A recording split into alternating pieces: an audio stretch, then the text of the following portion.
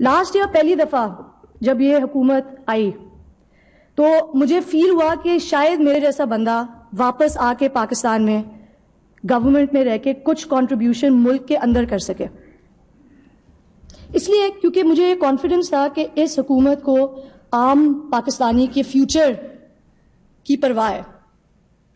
اور میرا ایک سمپل ایجنڈا ہے. مجھ سے لوگ بہت یہ پوچھتے آئے ہیں پچھلے 6 مہینے میں کہ تمہارا ایجنڈا کیا ہے یا تم کس سے کنیکٹڈ ہو پولیٹیکلی.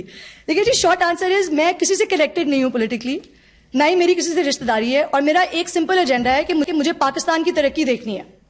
اور یہ خالی یہ کوئی یونیک بات نہیں ہے. زیادہ تر پاکستانی ڈائسپورا اس ایک چیز کے اوپر کنسرنڈ ہے کہ پاکستان کو آگے بڑھتے ہوئے دیکھ سکیں.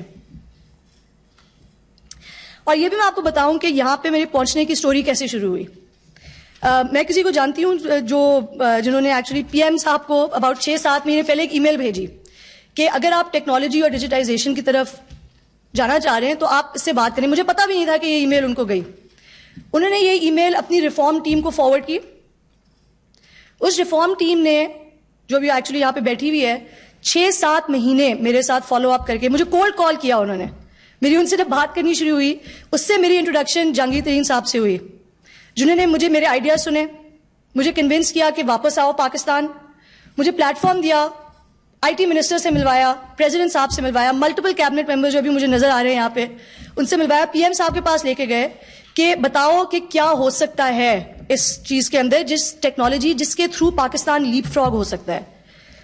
اور پی ایم سے میری پہلی میٹنگ پہ انہوں نے ایک بات مجھے بہت کلیئرلی کی کہ تانیہ پرابلمس کی لسٹ یہاں پہ بہت لمبی ہے لیکن تم نے پرابلمس کو دیکھ کے گھبرانا نہیں ہے.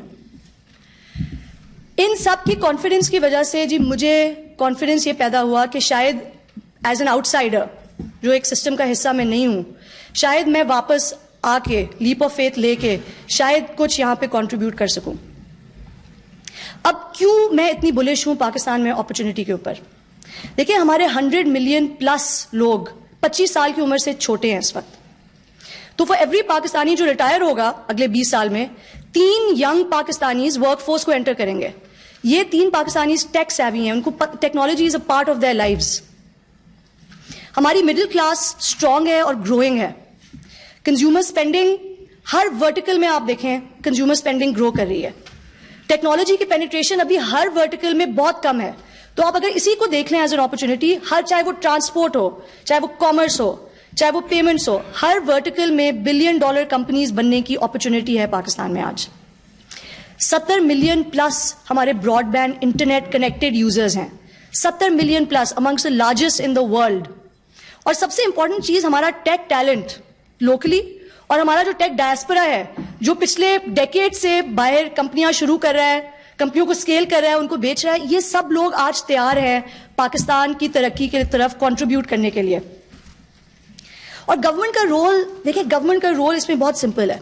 گورنمنٹ نے ایک انیبلنگ انوائرمنٹ کریٹ کرنی ہے اور ایک بلڈنگ بلاکس جن کو کہتے ہیں ڈیجیٹل بلڈنگ بلاکس وہ بنانے ہیں اور پالیسیز ایسی بنانی ہے جس سے انوویشن کنسٹرین نہ ہو، ایکچولی انوویشن کو الاؤ کیا جائے کہ وہ اپنا میجک دکھا سکے.